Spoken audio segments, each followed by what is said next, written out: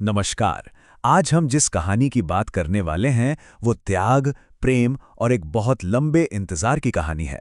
ये कहानी है बुद्ध की वापसी और उनकी पत्नी यशोधरा की 6 साल लंबी प्रतीक्षा की। तो चलिए आज हम चलते हैं उस सफर पर और महसूस करते हैं उस इंतजार को।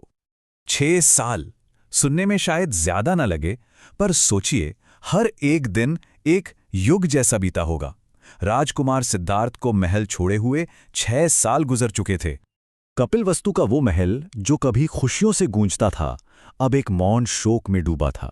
मतलब जहां कभी ठहाके गूंजते थे, उत्सव होते थे, वहां अब एक गहरी खामोश उदासी ने अपना घर बना लिया था। हर कोना, हर दीवार बस उस राजकुमार की याद दिलाता था जो अब वहां नहीं था। तो कहानी का ये पहला हिस्सा ये उन 6 सालों के वियोग के बारे में है।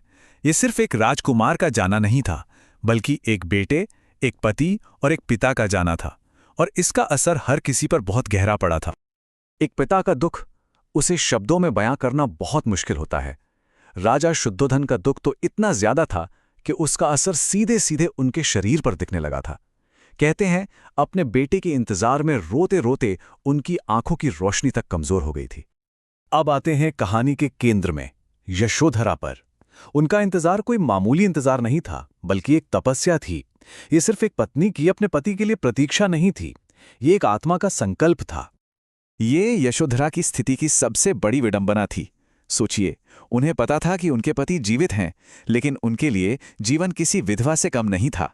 ये एक बहुत ही अनोखा और दर्दनाक वियोग था। ये यशोधरा का तरीका था अपने पति के त्याग का सम्मान करने का।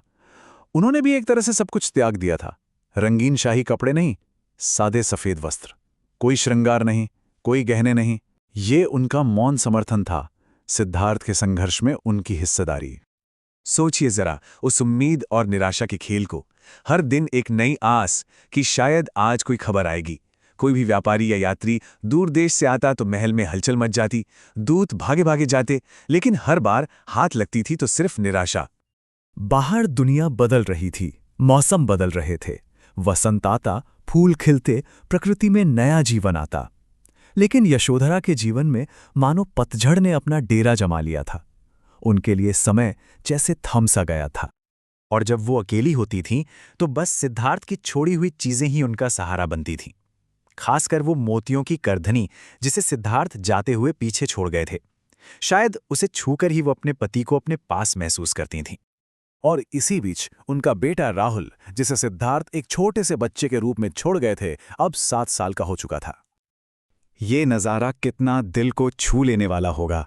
एक तरफ माँ जो अपने गहरे गम में डूबी हैं, और वहीं पास में उनका मासूम बेटा राहुल खेल रहा है। उसे कुछ नहीं पता, वो तो अपनी ही दुनिया में खुश है।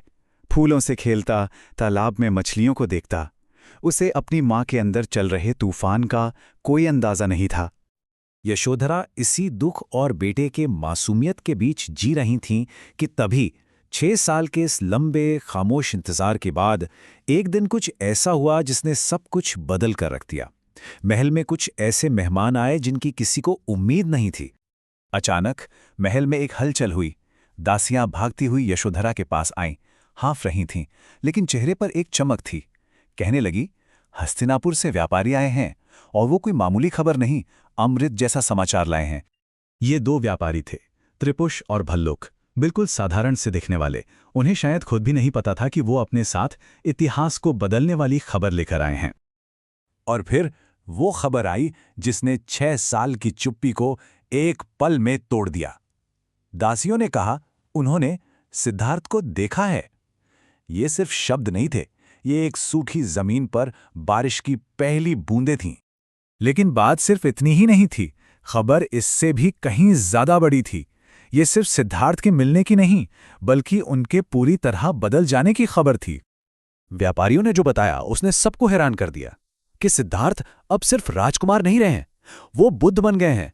मतलब जिन्हें परम ज्ञान मिल गया हो, जो ज्ञानियों के भी गुरु हैं और पूरी दुनिया के रक्षक। तो पूरी खबर ये थी कि वो सिद्धार्थ जिसका वो इंतजार कर रहे थे, वो अब एक नए दिव्य रूप में वापस आ रहे थे। और सबसे बड़ी बात, वो घर लौट रहे थे, कपिलवस्तु की ओर। ये सुनना था कि यशोधरा की वो आंखें, जो शायद 6 साल से रोई भी नहीं थीं, उनसे खुशी के आंसुओं की धारा बह निकली। जैसे सालों का सारा दर्द, सारा इंतजार, वो सब कुछ उन आंसुओं में धुल गया हो। खबर तो मिल गई, इंतजार खत्म हुआ, लेकिन कहानी अभी बाकी थी। एक बड़ा सवाल अब भी खड़ा था कि बुद्ध के रूप में सिद्धार्थ का अपने परिवार के लिए क्या संदेश है। जैसे ही व्यापारियों ने बुद्ध के बारे में और बताना शुरू किया, पूरी राजसभा में एक दम सन्नाटा छा गया। हर एक सांस मानो थम सी गई थी। हर कोई जानना चाहता था कि ज्ञान पाने के बाद अब सिद्धार्थ क्या सोचते हैं, क्या कहते हैं। और सबसे बड़ा सवाल यशोधरा के मन में, उन्होंने जो 6 साल तपस्या की, जो त्याग किया, क्या वो सफल हुआ? क्या बुद्ध के रूप में लौटे सिद्धार्थ उनके इस मौन व्रत को, इस इंतजार को समझेंगे? इन दोनों का जब मिलन होगा तो वो कैसा होगा? ये एक ऐसा सवाल है जो हमें सोचने पर मजबूर कर देता है।